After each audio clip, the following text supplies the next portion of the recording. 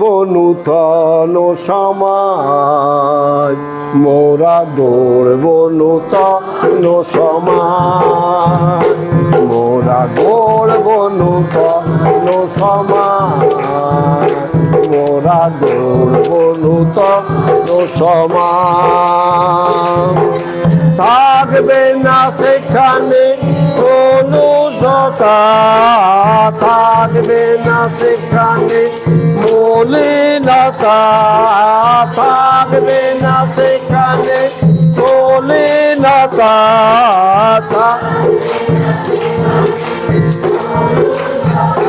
সে সমাজ মোরা গড়ব নূতন সমাজ, মোরা গড়ব নূতন। যিশু রাজা সেখানে রাজত্ব করিবে,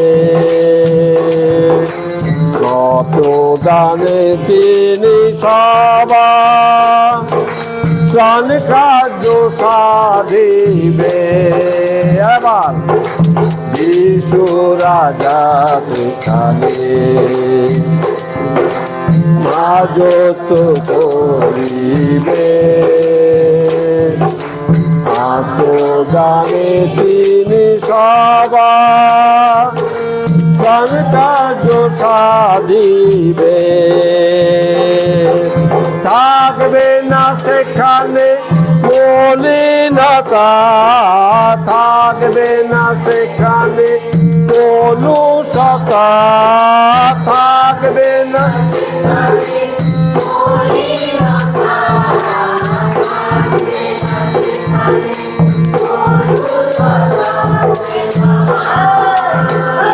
মোরা গড়ব নূতন সমাজ, মোরা গড়ব নূতন সমাজ, মোরা গড়ব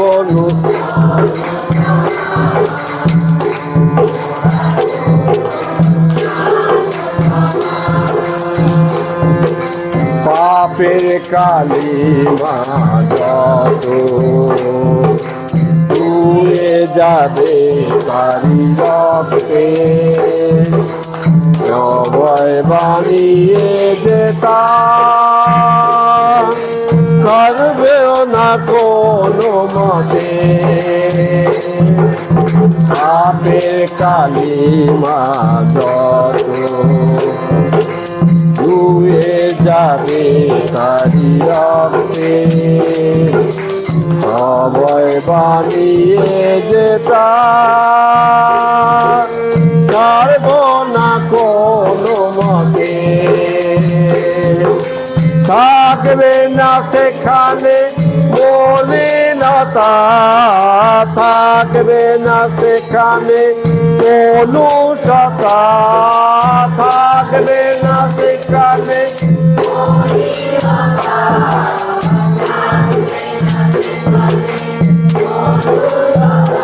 সে সমাজ মোরা গড়ব নূতন সমাজ, মোরা গড়ব নূতন সমাজ।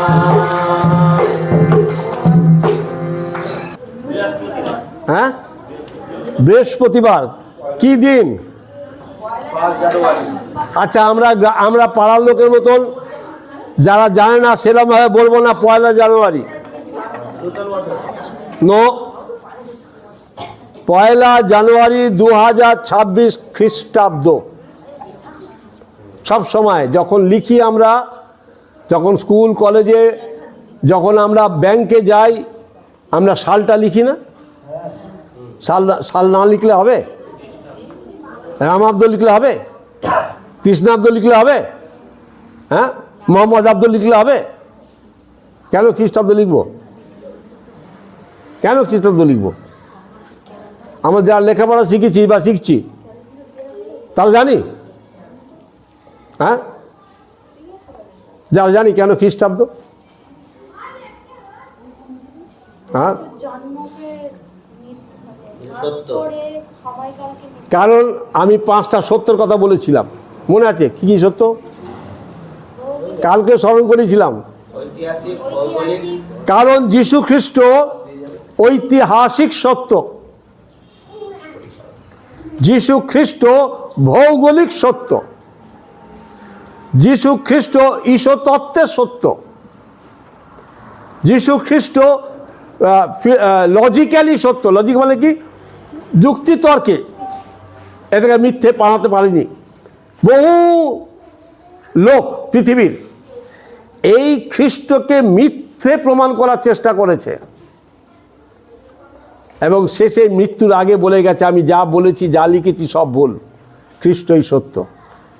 হ্যাঁ, এবং আমার সৌভাগ্যই ছিল যিনি প্রথম চাঁদে নেমেছিলেন, নীল আর্মস্ট্রং। কেউ নাম শুনেছ? হ্যাঁ, আর আমি তাকে দেখেছি। হ্যাঁ, আমি যখন বিদেশে ছিলাম সেই বিদেশে তিনি প্রথম মিটিং করতে এসেছিলেন। তিনি সায়েন্টিস্ট এবং তিনি চাঁদে নেমেছিলেন। তার মা শুধু হাঁটুর উপরে কাঁদতো। তারা খ্রিস্টান পরিবারের ছেলে ছিল, কিন্তু তার ছেলে যখন মাধ্যমিক উচ্চ মাধ্যমিক পড়েছিল তখন পর্যন্ত খ্রিস্টকে বিশ্বাস করেছিল, কিন্তু যখনই সে সায়েন্স নিয়ে পড়তে আরম্ভ করলো তখন তার কাছে আর কোনো ঈশ্বর নেই এবং তার মা শুধু কাঁদতো হাঁটুর উপরে। আমার ছেলে যেন সত্যটা জানতে পারে। আর সে নিজে সাক্ষ্য দিয়েছে, আমি সেই কথা বলছি। এবং সেখানে 7 মিলিয়ন লোক ছিল সেই মিটিংয়ে, চিন্তা করতে পারা যায় না। এবং তিনি বলছেন আমি যখন চাঁদে গিয়ে নেমেছি ওই সৌর জগৎ দেখে ভাবছি সায়েন্স এখানে কিছু নেই,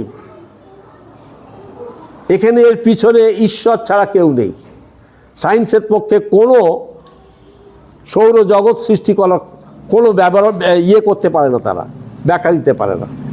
তারা বলে যে কোনো একটা থেকে কী বলে প্ল্যানেট থেকে মানে গ্রহ থেকে ছিন্ন হয়ে পৃথিবী সৃষ্টি হয়েছে। আর বাইবেল আমাদের কি বলে পৃথিবী সম্বন্ধে? কমলা লেবুর মতন এবং ঝুলছে বলা আছে, বাইবেলে সত্য লেখা আছে। এবং সেটা তখন বিশ্বাস করেছিল এবং সে পৃথিবীতে নেমে এসে বলছিল আমাকে আপনারা কেউ আর সায়েন্টিস্ট বলবেন না, আমাকে যিশুর দাস বলবেন। আমি আজ থেকে যিশুর দাস, সায়েন্টিস্ট নই। এবং তারপর থেকে দেশ বিদেশের চারিদিকে তিনি প্রচার করে বেড়াতেন যিশুর কথা। হ্যাঁ, সুতরাং যুক্তিতর্কে সত্য, ঐতিহাসিকে সত্য, থিওলজিক্যাল সত্য, থিওলজি মানে ঈশ্বরতত্ত্বের সত্য, ভৌগোলিক সত্য এবং প্র্যাকটিক্যাল সত্য। কে? তুমি আমি। আমাদের জীবন এরম ছিল না, নোংরা ছিল না, কিন্তু যিশুতে আসার পরে পরিবর্তন হচ্ছে, এটা প্র্যাকটিক্যাল সত্য। কিন্তু আজকে দেখা যাচ্ছে যারা সাধু সন্ন্যাসী তারা ব্যভিচারে লিপ্ত আছে, তাদের মধ্যে সত্য নেই, কারণ তারা সত্য জানে না। তাই খ্রিস্টই একমাত্র সত্য। ওই জন্য খ্রিস্টাব্দ, যিশু খ্রিস্টের প্রায় 55 বছর বলা হয়, এটা ঠিক একজ্যাক্ট বলতে পারি না আমরা, পর থেকে সাল গোনা হয়। যিশু খ্রিস্টের আগে তাকে বলা হয় বিফোর ক্রাইস্ট, বিসি। আর যিশু খ্রিস্টের জন্মের পড়া হয় কি বলা হয়? এডি, অ্যানো ডমিনি, অর্থাৎ খ্রিস্টাব্দ। আমরা এখন খ্রিস্টাব্দে আছি। এটাকে কোনো পৃথিবীর কোনো দেশ উঠাতে পারিনি, বিকজ ইট ইজ ট্রুথ। আমরা গর্বিত, কি সকলে গর্বিত যে আমরা সত্যকে বিশ্বাস করেছি। আর এই কথা কোথায় লেখা আছে? যোহন 8 অধ্যায় কোথায়? 32 পদে কি লেখা আছে? তাহারা সত্য জানিবে এবং সেই সত্য তাদেরকে স্বাধীন করবে। তা তোমরা যারা সত্য জানোনি এখনো, স্টিল জেনে নাও, এই সত্যই তোমাদেরকে জগতের ওই কুসংস্কার, ওই ভ্রান্ত শিক্ষা থেকে ফিরাবে। যদি এই সত্যকে বিশ্বাস না করতে পারো তাহলে ওই পুরাতন কুয়োর ব্যানের মতন, যেমন গুরুর বাবা বলে, তোরা শুধু এইটুকু জায়গায় গৌরীপুরে শুধু গুটি কয়েক লোক যিশু যিশু করছিস, সারা আমাদের ভারতবর্ষ দেখ কিরকম করছে, গীতা পাঠ করছে, তাই না? হ্যাঁ, দেখি কই আছে? হ্যাঁ, ছিল তো এখানে। হ্যাঁ, বাইরে আছে। হ্যাঁ, যাই হোক, ঈশ্বর ধন্যবাদ করি যে আমরা সত্যটা জেনেছি। এই সত্যর আমি তুমি যদি এই সত্য জানার পর যদি সত্যের অপলাপ করি, তাহলে এই সত্যকে মিথ্যে প্রমাণিত করি। এবং লেখা আছে, বাইবেল বলছে তারা ক্রুশের শত্রু। আমি যেন ক্রুশের শত্রু না হই। হ্যাঁ, সুতরাং যারা লেখাপড়া শিখছো বা যারা আমরা প্রত্যেকে জানি খ্রিস্ট হচ্ছেন সত্য, এবং এই 5টা পিলার, এই ঘরটা যেমন পিলারের উপরে আছে, খ্রিস্ট বিশ্বাস এই 5টা সত্যের উপরে আছে। কে বুঝতে পারছো না? বুঝতে পারো নি? কে কে বুঝতে পারো নি বলো? ভূগোল মানে কি? গণিত বলেছে। ভূগোল মানে হচ্ছে পৃথিবীর যা কিছু অবস্থান, কে কোথায় আছে না আছে।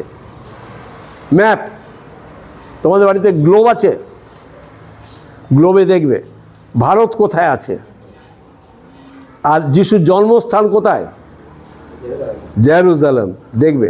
আমাদের এশিয়া মহাদেশে, এটা বলে বিদেশি, বিদেশি নয়, এটা এশিয়া মহাদেশে। এটা জিওগ্রাফিক্যালি এখনো পর্যন্ত ভাই সমীর সিংকে বললেন না, হ্যাঁ, অদ্য। এবং শুধু তাই না, এবং সেখানে তখনকার রাজার নাম বলল। কি নাম ছিল? অগস্ত্য কৈশোর। কোথাকার রাজা ছিল? অগস্ত্য কৈশোর কোথাকার রাজ ছিল? কি শুনে নাকি ভাই, কানে তুলে দিয়েছিল। রোমের সিরিয়া মানে একটা অঞ্চলের যিনি অধিকারী ছিলেন, যে অঞ্চলে জন্মেছিল। কিন্তু তখন রাজা ছিলেন অগস্ত্য কৈশোর। কি আদেশ দিয়েছিল? নাম লেখানোটা কি? নট বার্থ সার্টিফিকেট, সেন্সাস মানে জনগণনা ছিল না, রাইট। ওই আদেশ দিল যে আজকে থেকে সব জনগণনা, মানে বললো যে যে যার, এটাও জেনে রেখে দাও, যে যার পিতৃদেশে যাবে। বিভিন্ন জায়গা থেকে তোমরা এখানে কাজে এসছো, কাজ করছো, জীবিকা করছো, কিন্তু তোমার বাবার দেশে গিয়ে সেখানে গিয়ে নাম লিখিয়ে আসবে।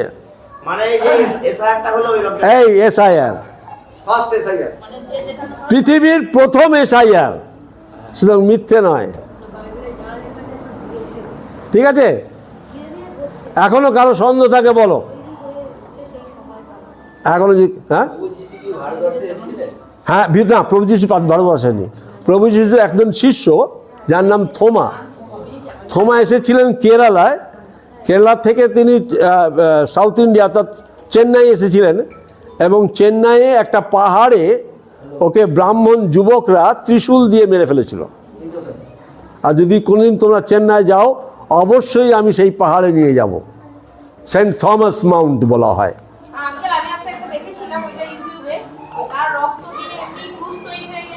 না, ওটা ঠিক না, হ্যাঁ, ওটা গল্প করেছে। ওখানে একটা চার্চ হয়েছে এবং রিট্রিট সেন্টার হয়েছে। অনেক লোক দেশ বিদেশের লোকরা গিয়ে হাঁটু গিয়ে কাঁদছে, ওইখানে গিয়ে কান্না করে প্রার্থনা করছে। হ্যাঁ, এইটা চেন্নাইয়ে। এবং সৌভাগ্য যদি হয়, ঈশ্বর যদি যায়, তোমরা যদি যাও কোনো সময়, নিশ্চয়ই এইসব জায়গাগুলো ভিজিট করতে পারবে, যেগুলো বিশাল বিশাল চার্চ। হ্যাঁ, এবং বিশেষ করে যেটা হয়েছিল কেরালায়, যেটা কেন হয়েছিল, কেরালাতে বেশিরভাগ ব্রাহ্মণরা খ্রিস্টান হয়ে গেছিল। তখন কিছু উগ্রপন্থী যুবক তারা ভাবলো যে একে যদি না মারি তাহলে আমাদের ব্রাহ্মণই দুপাট হয়ে যাবে, এবং সেই জন্য মেরে দিয়েছিল। হ্যাঁ, তা সেই জন্য তোমাকে আমাকেও মারতে পারে যে যিশুর নাম প্রচার করতে গেলে, বুঝতে পারছো? ভেরি গুড, ঠিক আছে। যিশু ওই শিষ্য এসেছিল, ওই শিষ্য কি জানো তো, ওটা শুনে রাখো, বাইবেলে রয়েছে। যখন যিশু মৃত্যুর পরে পুনরুত্থিত হলেন এবং অন্য শিষ্যরা বলছে যিশু উঠেছেন, তখন ওই থোমা বলছে আমি যতক্ষণ না যিশুর ওই পেরেক জায়গায় তা আঙুল দিয়ে দেখবো যে হাতে গর্ত আছে ততক্ষণ আমি বিশ্বাস করবো না। আর এরকম একটা ঘরে যখন শিষ্যরা খুব প্রার্থনা করতে কি হবে, আমাদের প্রভুকে মেরে দিয়েছে, এবার তো আমাদের মেরে ফেলবে, আমরা কী করবো, প্রার্থনা করছে। আর যিশু হঠাৎ বন্ধ ঘরে তিনি ঢুকলেন এবং সকলে ভয় পেয়ে গেছিলেন। তিনি থোমাকে, থোমা তুমি এখানে এসো, আমার হাত দেখো। থোমাকে হাত দেখিয়েছিল, থোমা আঙুল দিয়ে দেখার পর পা জড়িয়ে ধরে বলেছিল, প্রভু আমার, ঈশ্বর আমার। হ্যাঁ, এবং থোমাকে বলেছিল, থোমা, হ্যাঁ, তোমার উপরেই আমি আমার মণ্ডলী গাঁথব। হ্যাঁ, এবং সেই নৌকা করে, তখন কিন্তু জাহাজ ছিল না, নৌকায় করে আরব সাগর পার হয়ে আমাদের কেরালা এসেছিল। এগুলো ইতিহাস আছে, তোমরা যদি যারা নেট ঘাঁটে তারা নেটে পাবে এই সব ইতিহাস। সুতরাং ঈশ্বরের বাক্য হচ্ছে, এই ইতিহাস হচ্ছে, বাইবেল হচ্ছে ইতিহাস। আমার নিজের সত্তাকে বলি দেওয়া, আমার নিজের যা কিছু, নিজের লক্ষ্য, নিজের অ্যাম্বিশন, নিজের ইচ্ছা, নিজের জীবন, নিজের পথ, সব কিছু কবরস্থ করলাম, আর আমার নয়। এবং কি লেখা আছে তারপরে, কি লেখা আছে?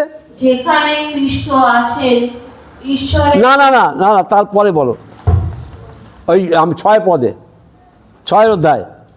জানেন তো, হ্যাঁ, খ্রিস্ট যেমন পিতার মহিমা দ্বারা মধ্য হইতে উত্থাপিত হইলেন, হ্যাঁ, তেমনি আমারও জীবনের নতুনতাই।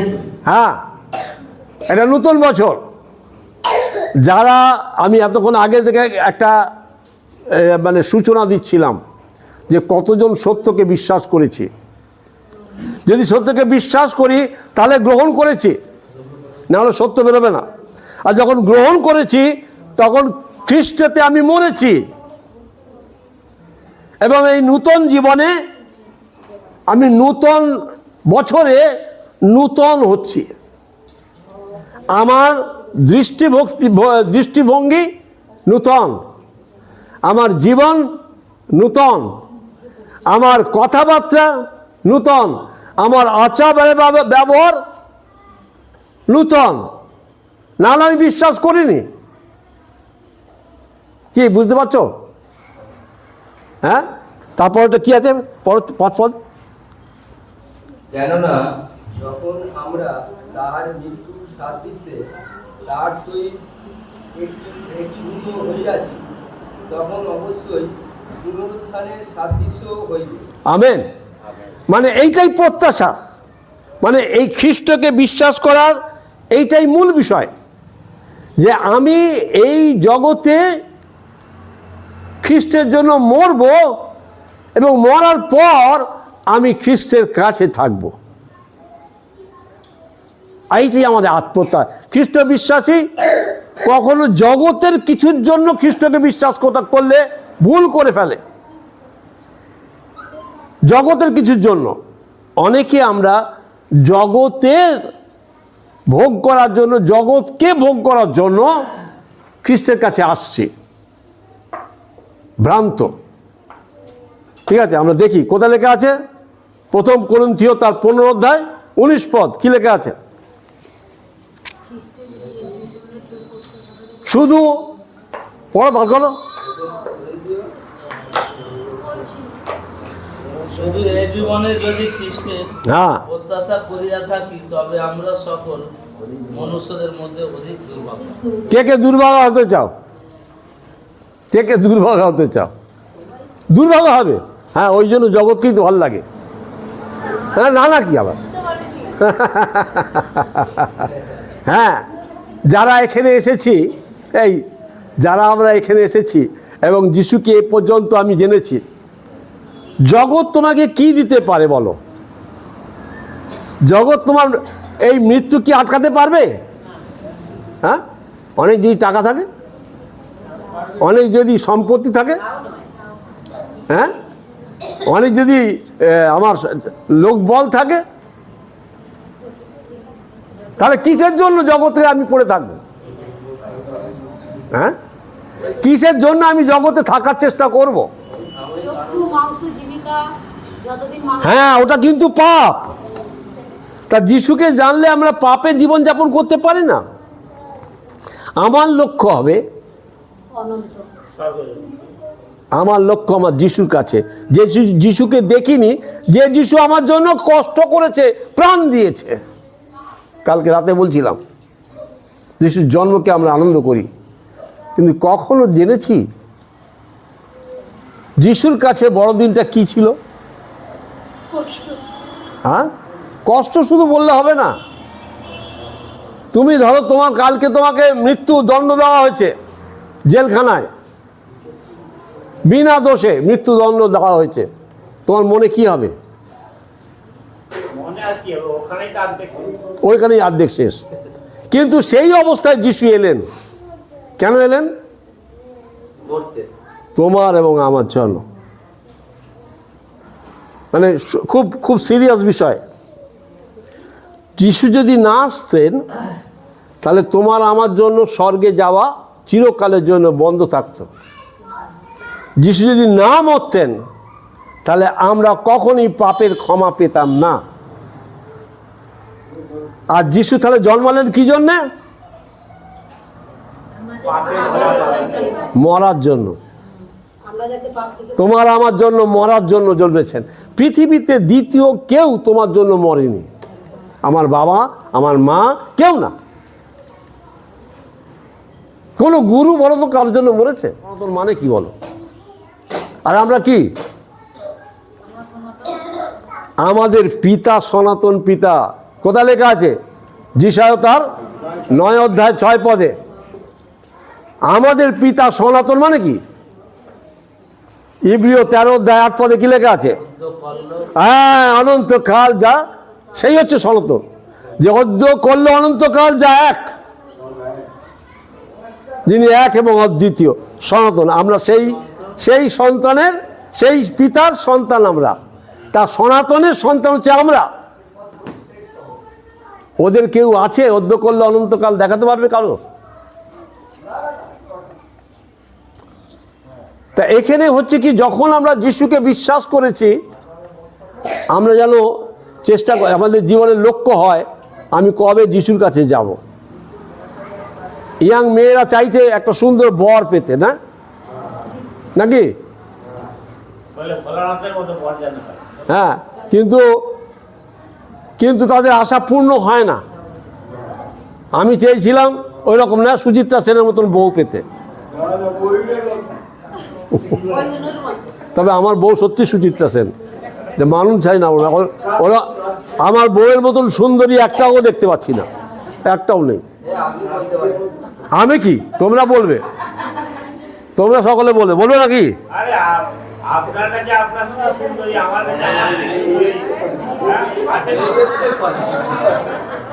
এনিওয়ে, আমাদের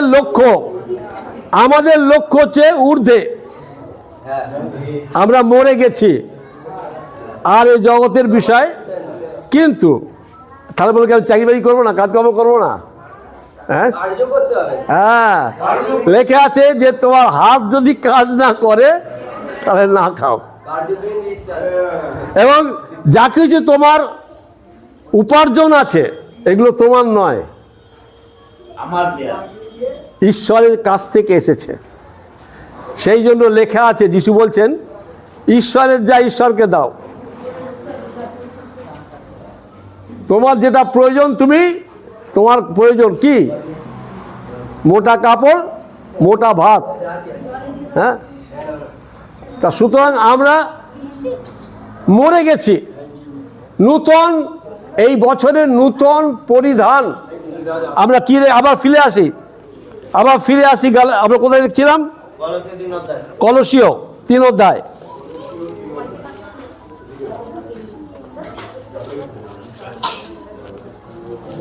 কলসীয় 3 অধ্যায় কি লেখা আছে? পড়ো। কে পড়ছিলে? দক্ষিণে বসিয়া আছে, যেখানে খ্রিস্ট আছে। কে বলেছে তোমাকে? ইয়েস, এই অ্যান্সার হবে। আমি যে এসেছি আমি নয়, আমাকে যে জীবন দিয়েছে সে হয়তো এখনো প্রভুকে ঠিক মতন বোঝেনি, কিন্তু অলরেডি ঈশ্বরকে ছুঁয়েছে, অলরেডি ছুঁয়েছে, নাম ধরে ডেকেছে। অলরেডি। এবং বাইবেল বলছে আমি তোমার নাম ধরে ডেকেছি। যারা আজকে এসেছো মনে রেখে দিও, যেন ঈশ্বরের দৃষ্টির বাইরে যাবার চেষ্টা করবে না। কে কে ছিল? জোনা। বাইবেলে সব রয়েছে না? জোনা ঈশ্বরের দৃষ্টি থেকে পালাচ্ছিল, আর তারপরে কি অবস্থা হয়েছিল? হ্যাঁ, সুতরাং যাবার পালাবার চেষ্টা করবে না, কষ্ট আছে। যদি হ্যাঁ পালিয়ে যাবে কোথায়? পাতালে থাকে সেখানে। হ্যাঁ, রোমিও 8:32 থেকে দেখতে হবে যে যদি পাতালে যাই সেখানেও তিনি আছেন, যদি স্বর্গে যাই তিনি সেখানে আছেন, তার দৃষ্টির বাইরে যেতে পারবো না।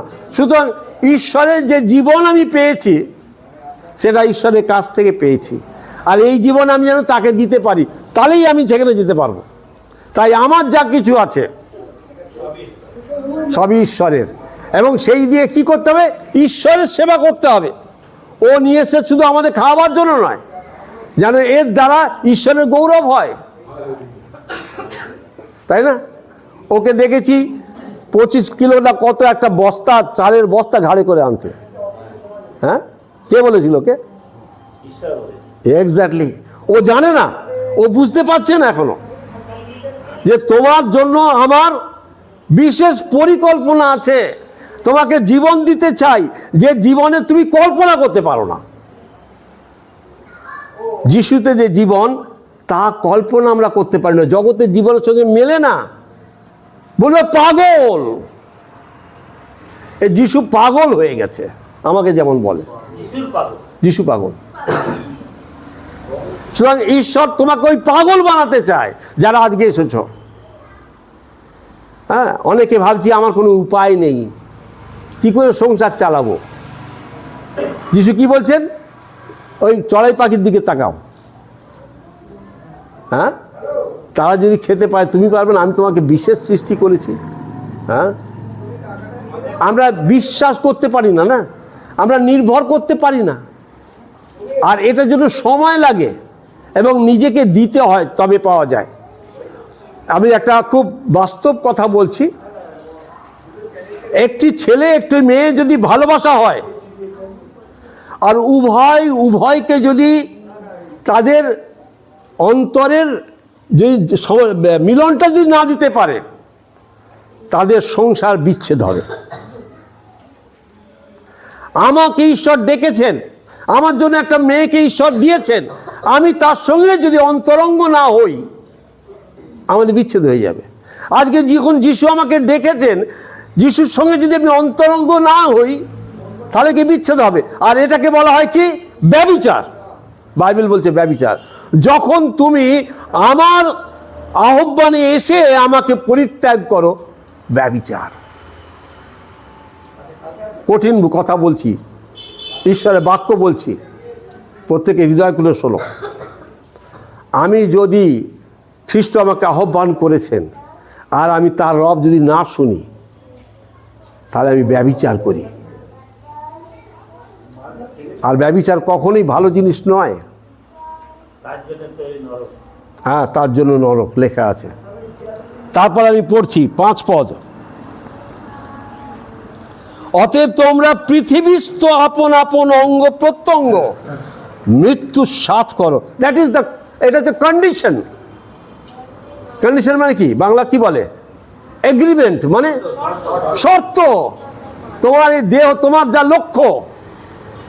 হ্যাঁ, আমাদের অনেক লক্ষ্য কি? বিরাট কিছু করব। নো, সেটাকে মৃত্যুর সাথ করো। হ্যাঁ, আমিও ছোটবেলায় বা অনেক কিছু ভেবেছিলাম, তাই না? অনেক কিছু করব, ওটা আমাদের ঈশ্বরের দৃষ্টিতে সেগুলো ক্যান্সেল হয়ে গেছে। ঈশ্বরের ইচ্ছায় গেলে ঈশ্বর বলছেন তুমি যা চিন্তা করো না, যা চিন্তা করো না, তার অতিরিক্ত আমি তোমাকে দেবো, তাই না? আজকে আমার ছেলে মেয়েকে ছোটবেলা থেকে মানুষ করতে পারিনি, কিন্তু আজকে আমার ছেলে মেয়ের অভাব আছে। কত ছেলে মেয়ে, হ্যাঁ, বলছে তুমি যা দেবে তার 10 গুণ তোমাকে ফিরিয়ে দেবো, তাই না? আমরা আমরা যিশুর জন্য কি দিয়েছি? নিজেকে চিন্তা করবে। যিশু তার জীবন আমার জন্য দিয়েছেন, আমি কি দিয়েছি? নূতন, এখানে লেখা আছে কি যে নূতন নূতন, যদি আমরা নূতন বছরে নূতন যেন হই। তারপরে কি লেখা আছে? আমার মধ্যে থেকে কি করো, যথা যথা কি আমাদের মৃত্যু সাথ কি কি বেশ্যাগমন। বেশ্যাগমন মানে কি? বেশ্যাগমন মানে ব্যভিচার। বেশ্যাগমন মানে ব্যভিচার মানে কি বললাম? এইটা অনেকে বোঝার চেষ্টা করবে। ব্যভিচার মানে হচ্ছে যে খ্রিস্ট আমাকে তার জীবন দিয়েছেন, সেই খ্রিস্টকে ছেড়ে জগতের কিছুকে আমার দেওয়া। জগতের কিছুটা বেশি হ্যাঁ, বেশি প্রধান যদি স্থান না দিতে পারি। যিশুকে এই সমস্ত বিষয়ের প্রথম স্থান যিশুকে। হ্যাঁ, তারপরে কি বলছে এখানে? লোভ, এই না, তারপর হচ্ছে অসুচিতা। এইটার জন্য অনেকে দুঃখ পাবে না। অনেকে আমরা পান, বিড়ি, সিগারেট, মদ ইত্যাদি খাই। কেন বারণ করি? কেন? বাইবেল কি বলছে?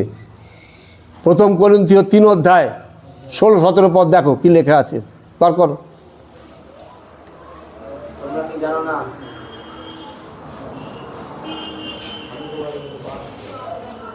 পেয়েছো? পড়ো। তোমরা কি জানো না যে তোমরা ঈশ্বরের মন্দির? হ্যাঁ, এবং ঈশ্বরের আত্মা তোমাদের অন্তরে বাস করে। তা ঈশ্বর পবিত্র, আর তিনি চাইছেন তোমাকে আমাকে পবিত্র করতে। তোমার ওই হৃদয়ে পবিত্র আত্মা তার বাস করতে চাইছে।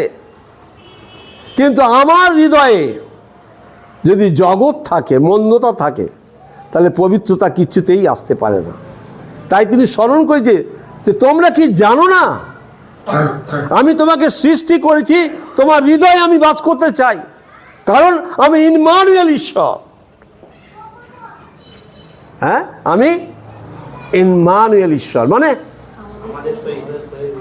আমরা মুখে শুধু আমাদের সহিত ঈশ্বর বললে হবে না, আমার হৃদয়ে ওই ঈশ্বরকে রাখতে হবে, পবিত্র আত্মা। ঈশ্বর মানে পবিত্র আত্মা, আর তিনি আমার মধ্যে বাস করতে চান। আমরা দেখি মতি 5 অধ্যায় 48 পদ। ওই পিতা যেমন সিদ্ধ, কি লেখা আছে? পড়ো। 48 পদ। হ্যাঁ, অতএব তোমাদের স্বর্গীয় পিতা যেমন সিদ্ধ, তোমরাও তেমন সিদ্ধ হও। সিদ্ধ হও। সিদ্ধ মানে কি? পবিত্র হও। আর এর সঙ্গে আরো পদ আছে, বলবো। প্রথম পিতর 1 অধ্যায় 16 পদ দেখতে হবে না, সেখানে লেখা আছে আমি যেমন পবিত্র, ঈশ্বর বলছেন আমি যেমন পবিত্র তেমনি তোমরাও পবিত্র হও, না হলে তোমার ওই হৃদয়ে আমার বাসস্থান হবে না। কারণ আমি অপবিত্র স্থানে থাকতে পারবো না, কারণ আমি পবিত্র। অনেকে বলে না আমরা পবিত্র আত্মায় কথা বলছি। হ্যাঁ, আমি পবিত্র আত্মায় এই পেয়েছি, ওই পেয়েছি, ওই পেয়েছি। আমি অনেক সময় বলি এই যে একটা পাত্র আছে, আর এটা কাদা মাখা আছে, কাদা দেওয়া আছে, লেগে আছে, নোংরা। এখানে আমি বিশুদ্ধ দুধ রাখলাম,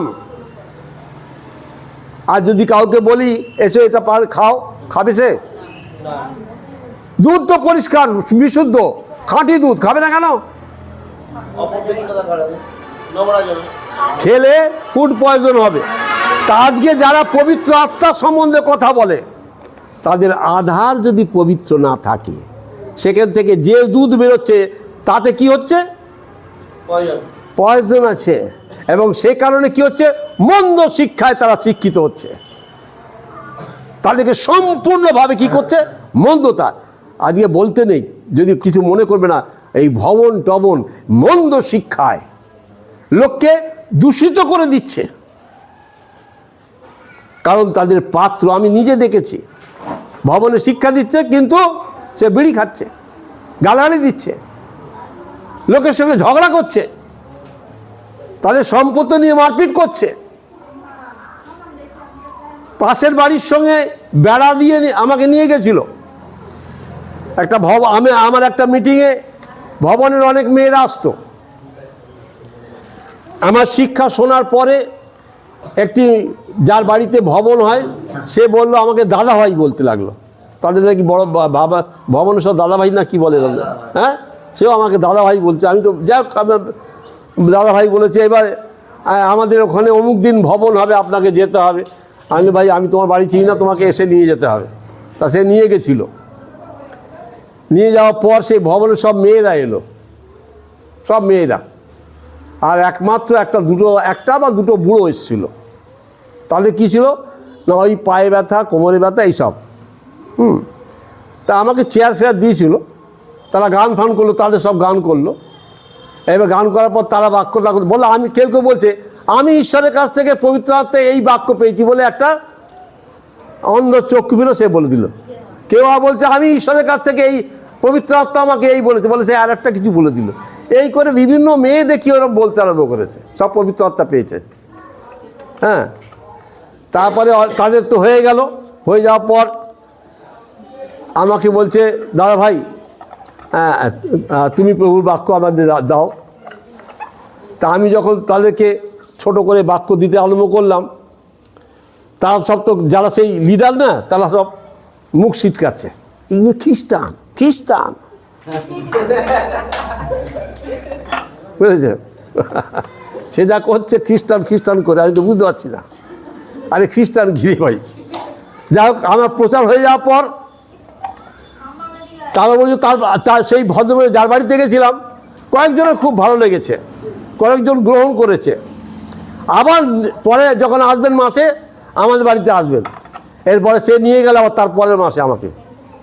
আর তারপরে আমাকে বললো না, উনি বললে উঠলে সব চলে গেল। আমি যেই বলবার জন্য দাঁড়ালাম সব মেয়েরা চলে গেল, বলো খ্রিস্টান। বুঝছো, এই হচ্ছে ভবন। হ্যাঁ, কি বলে? না না, পাবার লোক না, হ্যাঁ, পিতা পরমেশ্বর। হ্যাঁ, আচ্ছা, পিতা পরমেশ্বর কোথায় পেয়েছে তারা? এই যে প্রার্থনা করে পিতা পরমেশ্বর, কোথায় পেয়েছে? মতি 6:9 কি বলছে? হ্যাঁ, হে আমাদের স্বর্গস্থ পিত পরমেশ্বর লেখা আছে না কারণ বাইবেলে? তো বললো না, ওই পাত্রে কি লেখা আছে? দুধ দেওয়া আছে। ঈশ্বরের বাক্য হচ্ছে লেখা আছে, ঈশ্বরের বাক্য হচ্ছে দুধ। কি হলো বংশীর, কি বলছে? পাগলা পেয়েছে? ঠিক করে বস। তুমি আমি যদি আমার হৃদয়টা পরিষ্কার শুদ্ধ না থাকে, পবিত্র না থাকে, আমার মধ্যে থেকে যে বাক্য দুধ বেরোলেও তাতে পয়জন আছে, তোমাকে আমার বিষক্রিয়ায় আমার জীবনটাকে নষ্ট করে দেবে। জীবন পাওয়ার জন্য না, এটা জীবন চলে যাবে। হ্যাঁ, তারপরে দেখি কি লেখা আছে। লোভ, আমাদের খুব লোভ আছে, আমি দেখেছি। হ্যাঁ, আমাদের লোভ, হ্যাঁ, আমাদের লোভটা মেরে ফেলতে হবে, লোভটা না থাকে। কারণ তুমি ওই বাইবেল বলছে যার অর্থ আছে তাকে যদি আরও অর্থ দেওয়া হয় খুশি হবে না। হ্যাঁ, সে আরও চায়, আরও বেড়ে যায়। কি বলছে রবীন্দ্রনাথ? কি বলেছিল? এ জগতে হায় সেই বেশি চায়, আছে যার ভুরি ভুরি। হ্যাঁ, রবীন্দ্রনাথ কেন? রবীন্দ্রনাথ, এটা একটা ইতিহাস তোমরা জেনে রাখো।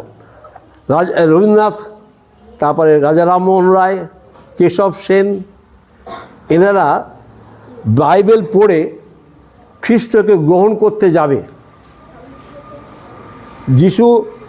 যিশুকে নিয়ে রবীন্দ্রনাথের একটা মোটা বই আছে, লিখেছেন।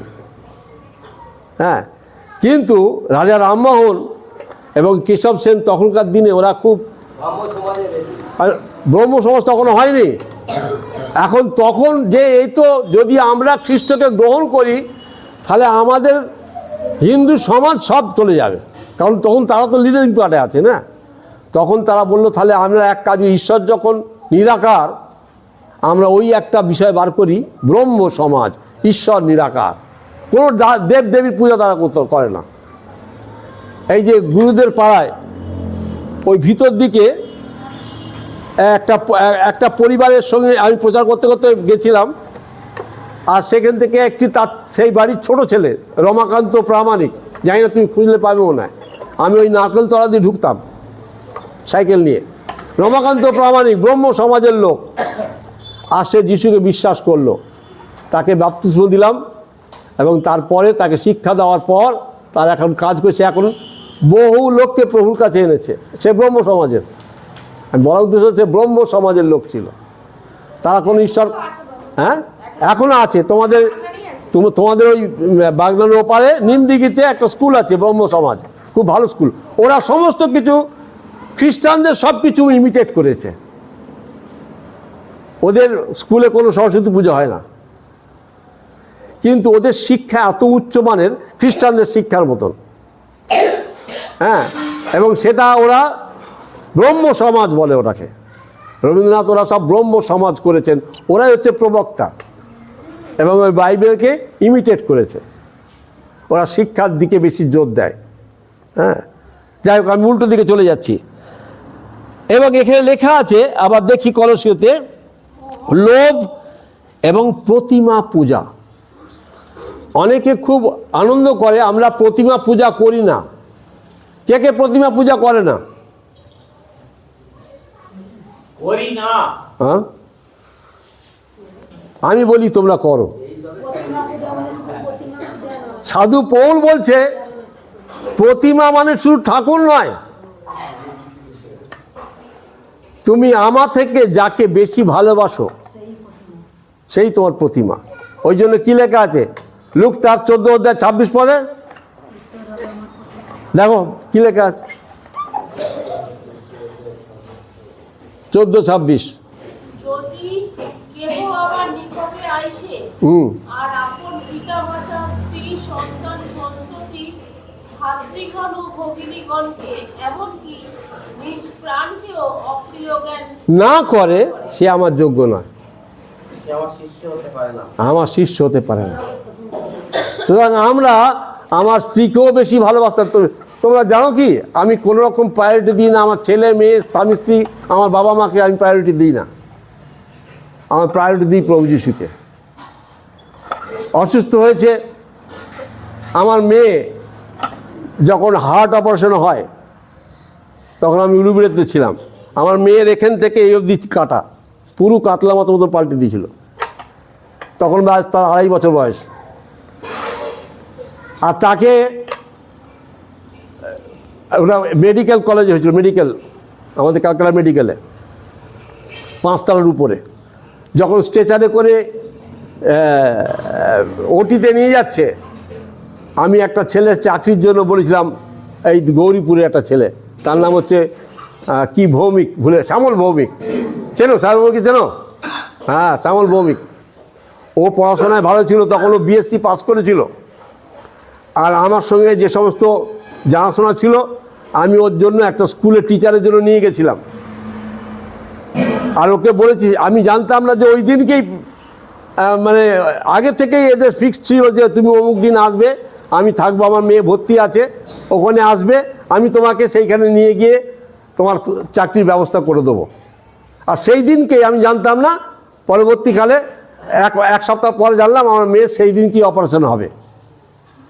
আমার বাড়ির সব লোক অপারেশন থিয়েটার সব কাঁদছে সব।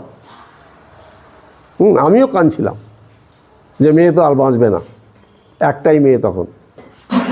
তা মেয়েকে যখন নিয়ে গেল ওটিতে, আমি কাঁদতে কাঁদতে কাঁদতে নিজের দিকে তাকিয়ে দেখলাম শ্যামল দাঁড়িয়ে আছে, 5 তলার উপর থেকে শ্যামল ভৌমিক দাঁড়িয়ে আছে। তাকে কথা দিয়েছি তার চাকরির জন্য। আমি চলে যাচ্ছি, সব বলছে দাদা কোথায় যাচ্ছিস, এই ভাই কোথায় যাচ্ছিস। আমি কিছু বলতে পারছি না, কাঁদতে কাঁদতে চলে গেলাম। প্রভুকে প্রথম স্থান দিলাম। আরও চাকরিটাকে দরকার। আমার মেয়ে অপারেশন আমি করব না, আমার মেয়েকে আমি বাঁচাতে পারবো? তার কাজটা আমায় করতে হবে। ওটা থাক, ওটা ঈশ্বরের কাছে প্রার্থনা করে তাকে বিদায় দিয়েছি, এবং ঈশ্বর তার ব্যবস্থা করবে। কেন বলছি, আমি তোমাদের আমার এই সাক্ষ্যগুলো দিচ্ছি, তোমরা ঈশ্বরকে প্রথম স্থান দিতে পারো। আমি সেই নিচে নেমে এলাম, শ্যামলকে নিয়ে গিয়ে তার চাকরির ব্যবস্থা করে দিলাম। দিয়ে যখন আসলাম তখনও পর্যন্ত ওটি থেকে বেরোয়নি, আর সব আমাকে যাতা বলছে। তুমি কত নিষ্ঠুর! তোমার মেয়ের অপারেশন হচ্ছে, তুমি কোথাও চলে গেলে বলে না বলে? হ্যাঁ, কেন? যিশু বলেছেন, আমাকে ঈশ্বর বলেছেন, তুমি প্রথম স্থান দাও। আজকে অনেক সময় আমার চাকরিটা বড় হয়ে যায়, জগতের লোক অনেক বড় হয়ে যায়, আমি যিশুর সহভাগিতায় আসি না। প্রিয় ভাই বোন, আজকে সেই দিন, তোমার আমার প্রতিজ্ঞার দিন। আমি যিশুকেই প্রথম স্থান দেব। আমি ব্যভিচারী হব না, প্রতিমা পূজক হব না। আর যিশু বলছেন, তোমার অলৌকিক কাজ তোমার জীবনে করব, যা তুমি কল্পনা করতে পারো না। যদি বিশ্বাস করো, যোহন 11:40 ঈশ্বরের মহিমা মহিমা দেখতে পারে। আর তারপরে কি লেখা আছে আমি পড়ছি, ধারণ করিতে, অর্থাৎ জগতের জীবন আমরা যখন ধারণ করতাম তখন তোমরাও এই সকলে চলিতে, অর্থাৎ আমরাও এই লোভ, ব্যভিচার, প্রতিমা পূজা ইত্যাদি ইত্যাদি মন্দতায় চলতাম। নূতন বছরে যেন আর এই মন্দতায় জীবনযাপন না করি। তারপর কি বলছে, কিন্তু এখন নাও তোমরা এই সকল ত্যাগ করো। ক্রোধ, কি কি ত্যাগ করতে বলছে? ক্রোধ, রাগ, হিংসা, নিন্দা ও তোমাদের মুখনির্গত কুৎসিত আলাপ। যখন মানুষ, সব থেকে ভালো আমার জীবনে অভিজ্ঞতা, যখন বন্ধু বান্ধব থাকি, আমি খ্রিস্টান, যিশুকে বিশ্বাস করছি, বন্ধু বান্ধব থাকি, আমরা গসিপ করি, আলাদা নোংরা নোংরা কথায় আমরা আলাপ আলোচনা করি বন্ধু বান্ধবদের সঙ্গে, তাই না? করি কি? যখন 10টা মেয়ে আসে এক জায়গায় হয়, জগতের নানান কথা, আমার বউ এই মেরেছে, আমার স্বামী এই মেরেছে, ওই এই করেছে, কত কি কথা হচ্ছে, মন্দ গসিপ, এগুলো যেন না করি। এখানে পরিষ্কার বলছে এখন, হ্যাঁ কি বলছে, কিন্তু তোমরা এখন এই সকল ত্যাগ করো। ক্রোধ, রাগ, হিংসা। ক্রোধ, রাগ দুটোর মধ্যে কি তফাৎ আছে? ক্রোধ মানে যেটা খুব চরম রেগে যায়, ক্রোধ মানে অ্যাকশন হয়, চরম সীমায়। ক্রোধে অ্যাকশন। অ্যাকশন মানে কি? আমার ওর উপর রাগ হতে মেরে দিলাম, হ্যাঁ হ্যাঁ হ্যাঁ, এইরকম। আর রাগ মানে কি? রাগ কি জানো? প্রতিটি পাপ, এটাও তোমাদের একটা বলি, প্রতিটি পাপ হচ্ছে একটা রোগ, যে রোগের কোনো চিকিৎসা নেই। যে কোনো পাপ, লোভ তোমার শরীরকে, তোমার মনকে পাপে মানে মৃত্যুতে নিয়ে যায়। রাগ তোমার শরীরকে, মনকে মৃত্যুতে নিয়ে যায়। সমস্ত পাপ একটা রোগ, যে রোগে পৃথিবীর কোনো চিকিৎসা নেই। আর এই জন্য বলছে, অনেকে দেখবে রাগে মাথা খারাপ হয়ে যাচ্ছে, সামলাতে পারছে না। হ্যাঁ, অনেকে আছে, সে জিনিসপত্র ভেঙে ফেলে দিচ্ছে, চুল চড়া ফেলে দিচ্ছে, ঘরের জিনিস ভেঙে ফেলছে। হ্যাঁ, পয়সা দিয়ে তার স্বামী কিনেছে, হয়তো সে ফেলে দিচ্ছে, ভেঙে দিচ্ছে। রাগ, এগুলো হচ্ছে রোগ, এই ভালো করতে পারবো না। এই কিছুদিন আগে একজন বলছিল তার সমস্যার কথা, আমি তাকে বললাম, আমি সাজেশান দিলাম। এটা আমি মেদিনীপুরে যখন গেছিলাম মিটিং করতে, সেই সময় এসেছিল কিছু লোক আমার সঙ্গে এইসব বিষয়ে আলোচনা, মানে তারা সাজেশান চায়, তারা আমাদের সঙ্গে থাকতে চায় যে কী করব। তাই আমি বললাম, এই যে পাপ, যে রোগটা আছে না, এর তো চিকিৎসা কিছু নেই, তোমরা ওর জন্য প্রার্থনা করো। মানে তার একটা রোগের জন্য, আমার ওই রাগের জন্য আমার পুরো পরিবার জ্বলছে। মানুষের, আমার পরিবারের কারোর কোনো মন্দতা নিয়ে যখন বাস করে, সেই পরিবারটা জ্বলে। জানো, অভিজ্ঞতা আছে, দেখবে। আমার স্বামী যদি আমার সঙ্গে মানে কি বলবো, সৎভাবে না থাকে, সেই পরিবার জ্বলতে থাকে। আমার স্ত্রী যদি স্বামীর বশ্যতা অনুসারে না করে, তবে সেই পরিবার জ্বলতে থাকে। আমার ছেলে যদি আমার বাবা মার বাধ্যতা জীবনযাপন না করে সেই পরিবার জ্বলতে থাকে, একটা রোগ, এবং কখনো তাকে সারানো যায় না। পাপ রোগের কোনো কিছু চিকিৎসা নেই। অনেকে কি করে, নানান সাইকিয়াট্রিক কাজে নিয়ে যায়, মানে কি মাথার রোগের লোকের কাছে নিয়ে যায়, ভালো হবে না। তারা শুধু ঘুমের ওষুধ খাবে আর চৈতন্যের মতন ঘুমাবে। হ্যাঁ, এই সব, এছাড়া কোনো ওষুধ নেই। এই পাপ রোগের ওষুধ নেই। পাপ কেন বলছি? যদি আমি তোমার আমার স্ত্রীকে যদি আমি সন্দেহ করি, পাপ। আর সেই রোগের কোনো ওষুধ নেই। আমি যখন তখন তাকে সন্দেহ করতে থাকবো, যে কোনো বিষয়ে সন্দেহ করব। ঠিক স্বামীও ঠিক তাই। অনেক স্ত্রী আছে তার স্বামীকে সন্দেহ করে, এটা পাপ। আর এই পাপের কোনো ওষুধ নেই।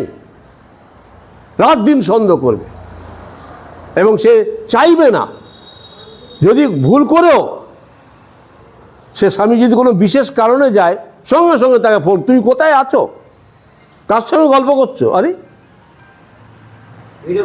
ভিডিও কল করে দেখাও। এই ও ভুগছে প্র্যাকটিক্যাল। আমি ওই জন্য বলছি, আপনি কি আমাকে উদ্দেশ্য করে বলছেন? না না, আপনাকে কেন বলবো, আমি তো আপনার ছেলেকে বলেছি। যে এই পাপে জীবন যাপন করছে তাকে উদ্দেশ্য করে ঈশ্বর, আমি বলছি না, ঈশ্বর বলছেন, আমি বলছি না। সুতরাং আমাকে বলছে এগুলো ত্যাগ করো।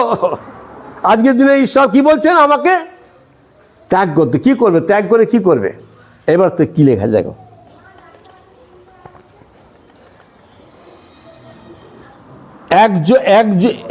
একজন অন্যজনের কাছে মিথ্যা কথা কহিও না। স্বামী এবং স্ত্রী বা ছেলে বা মেয়ে বা আত্মীয় পরিজন যেন কখনো কোনো মিথ্যার আশ্রয় না নিই। আমি বিদেশে ছিলাম, আমার বয়ফ্রেন্ড গার্লফ্রেন্ড ছিল, আমি আমার স্ত্রীকে বলেছি, তার মানে নয় আমি আবার তাদের সঙ্গে আছি। তাহলে আমার স্ত্রীও আমাকে বিশ্বাস করে। ঠিক সেই রকমই আমরা যেন পরস্পরের কাছে, একে ইংরেজিতে বলা হয় ট্রান্সপারেন্ট। ট্রান্সপারেন্ট মানে বোঝো? স্বচ্ছ, কাঁচের এপার থেকে ওপার দেখা যায়, একে ট্রান্সপারেন্ট বলা হয়। যেন আমার ভিতর বাইরে ঈশ্বর দেখতে পান। ঠিক আছে, উঠে যাচ্ছে কেন গো? ভালো লাগছে না? পুরাতন কাপড় ফেলতে হয়, না নতুন কাপড় পরা যায় না। না, তারপর গত বছর পর্যন্ত 2025 বছর পর্যন্ত আমার জীবনে যা কিছু মন্দতা ছিল এসব ফেলে দিই। এই নতুন বছরে নতুন কাপড় পরি, নতুনকে পরিধান করি, যেন আমি নূতনতায় চলতে পারি। হ্যাঁ, দেখবে যখন তুমি পরিষ্কার কাপড় চাপড় পরবে, একটা ফিটনেস আছে, দেখা যায়, তার চাল চলন পাল্টে যায়, তাই না? হ্যাঁ, কিন্তু একটা ভিখারি যে পড়ে আছে তার চাল চলন পাল্টাচ্ছে। তা আমাদেরকেও সেই বলছে তোমরা নূতন মনুষ্যকে পরিধান করো। কোন মনুষ্যকে পরিধান করো? এখানে লেখা আছে যে আপন সৃষ্টিকর্তার প্রতিমূর্তি অনুসারে তত্ত্বজ্ঞানের নিমিত্ত নূতনীকৃত হইয়াছে।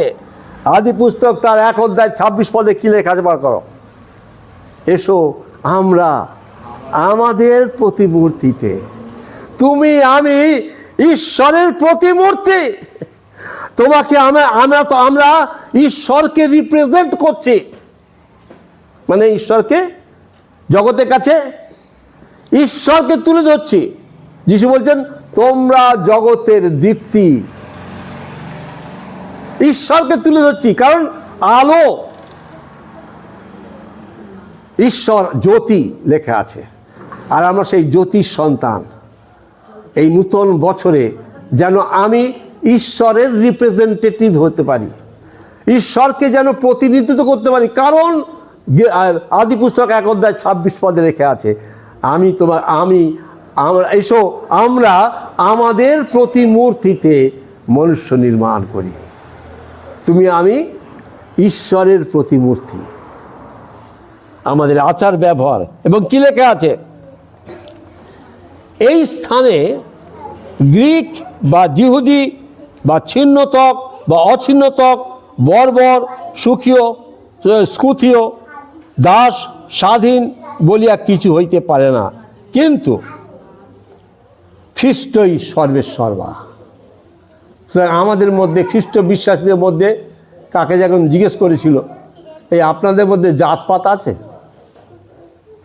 কি উত্তর হবে?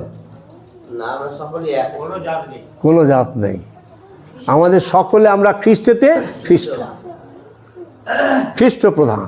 কারণ খ্রিস্ট যদি না জন্মাতেন এই সত্য আমরা জানতে পারতাম না। হ্যাঁ, আমরা অন্ধকারই থাকতাম, জগতের পিতামাতাকে নিয়ে পড়ে থাকতাম। অনেকেই, আমি জানি অনেকেই যখন সুসমাচার, তারা যিশুকে বিশ্বাস করতে চায়, কিন্তু কি করে বাবার অবাধ্য হব, বাবা মা দুঃখ পাবে আমি যদি খ্রিস্টান হই। অনেকে বলে বাবা মা মরে গেলে না আমি যিশুকে বিশ্বাস করব, মানে তার কাছে বাবা মাটাই বড়। কিন্তু কি বলছে জন 14, এই লুক 14:26, যে কেউ আমার থেকে, হ্যাঁ, পিতা মাতা ভাই বোন আত্মীয় পরিজন স্ত্রী পুত্রকে বেশি ভালোবাসে, সে আমার যোগ্য নয়। সুতরাং নতুন পরিচয় আমি যেন খ্রিস্টকে পরিধান করতে পারি। অতএব তোমরা ঈশ্বরের, শুনে রাখো, অতএব তোমরা ঈশ্বরের মনোনীত লোকদের, পবিত্র ও প্রিয় লোকদের, উপযোগী মতে করুণাচিত্ত, মধুর ভাব, নম্রতা, মৃদুতা, সহিষ্ণুতা পরিধান করো। পরিধান মানে কি? পরিধান মানে পরা। এই নতুন বছরে আমরা এইগুলো পড়ি যেন আমাদের জীবনে নতুনতা দেখতে পাই। আমরা নতুন এই সমস্ত স্বভাবকে আমরা পরিধান করব, যেন আমরা নতুন হতে পারি। তারপরে কি লেখা আছে? পরস্পর সহনশীল হও। আমাদের মধ্যে অসহিষ্ণুতা, প্রায় দেখি পরস্পরের মধ্যে গণ্ডগোল, এ একটা বললো ও একটা বললো, সহ্য করতে পারছে না। সহনশীল হও, এবং যদি কাহাকেও দোষ দিবার থাকে তো পরস্পর ক্ষমা করো, প্রভু যেমন তোমাদেরকে ক্ষমা করিয়াছেন তোমরাও তেমনি করো। আমরা যেন পরস্পরকে ক্ষমা করতে পারি। আমি বেশি পড়বো না, 14 পদে লেখা আছে, আর এই সকলের উপরে প্রেম পরিধান করো। সবই পরিধানের কথা আমি বলছি আজকে। এবং কি লেখা আছে? তাহাই সিদ্ধির যোগবন্ধন। যদি প্রেম না থাকে ঝনঝনকারী করতাল। কি লেখা আছে? করতালে আওয়াজ বেশি। আমাদেরও অনেক সময় ঢাক ঢোল পিটাই আমরা খ্রিস্টান, আর যদি আমার মধ্যে প্রেম না থাকে তাহলে ঝনঝনকারী করতাল।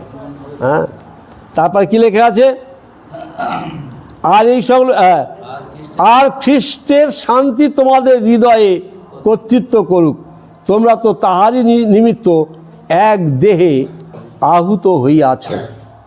হ্যাঁ, আর কৃতজ্ঞ হও। এই যে আমরা এসেছি এক দেহে, হ্যাঁ, খ্রিস্টের দেহ। দেহের মধ্যে কতগুলো অঙ্গ প্রত্যঙ্গ থাকে? হ্যাঁ, এই হাত, পা, চোখ, কান, নাক। এই যে আমার কানটা কার? আমারই দেহের, তাই না?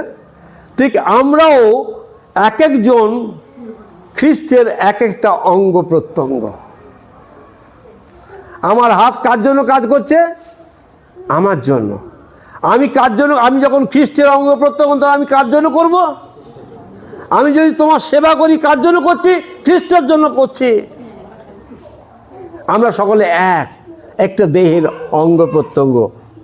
এবং কৃতজ্ঞ হও যে আমরা সত্যকে জানতে পেরেছি। আজকে কোটি কোটি মানুষ এই সত্য জানে না। ঈশ্বরের ধন্যবাদ করো, কারণ ঈশ্বর আমাদেরকে এই সুন্দর পরিবারে, এই এক দেহে তিনি নিয়ে এসছেন। আমি জানি না, অনেক সময় আমি জিজ্ঞেস করি যে আগের জীবনে তোমরা যে আনন্দ করতে, তার এই যে একসঙ্গে আনন্দ করা, এটা কি তোমাদের আনন্দ দেয় না? সকলেই বলে অত্যন্ত ভালো লাগছে। আগে এই জিনিস পাইনি কোনো দিন। হ্যাঁ, আগে এই রকম ভাতৃপ্রেম ছিল না। হ্যাঁ, যারা আমাদের বাড়িতে যায় দেখতে পায়, যে আমাদের ভাই বোনদের মধ্যে আমাদের যদিও আলাদা হাঁড়ি, এই যে আমি যাব না, অন্য ভাইয়ের বউরা এসে কেউ এটা দিয়ে যাবে, কেউ এটা দিয়ে যাবে, এই জিজ্ঞেস করে দাদা কোথায় গেছিলে, কেমন আছো, ইত্যাদি ইত্যাদি, সব কোনো রকম ভেদাভেদ নেই। কারণ আমার বাবা মা এই রকম ছিলেন, এই আর আমি যখন তোমাদের কাছে প্রচার করছি আমার জীবন যেন তোমাদের মধ্যে দিয়ে প্রকাশ পায়। তাই সাধু পৌল বলেছিলেন তিমথিকে, তিমথি,